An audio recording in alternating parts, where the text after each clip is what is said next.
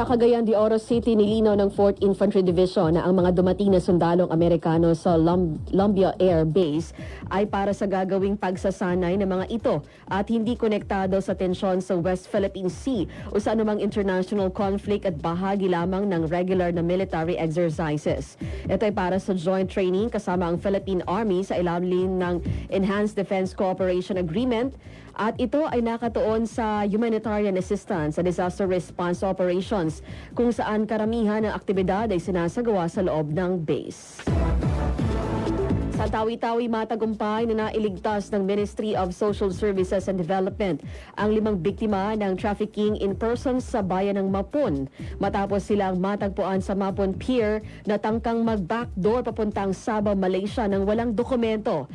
Ayon sa ulat, ang mga biktima ay mula sa Zamboanga City at Basilan at balak sanang maghanap ng trabaho sa Malaysia. Agad silang nabigyan ng tulong sa pakikipagtulungan ng Mapon LGU, Maritime Police, Fort Marine Rifle Battalion at Philippine Coast Guard.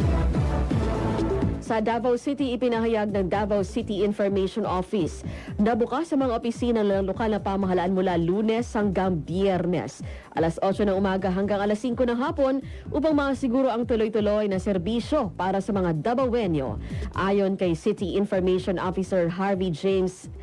Lantiekse, patuloy ang pag-assess sa sitwasyon at agad na ipaalam sa publiko kung may posibleng pagbabago sa oras ng trabaho, habang pinapangalagaan naman ang efficient at maayos na serbisyo para sa mga residente.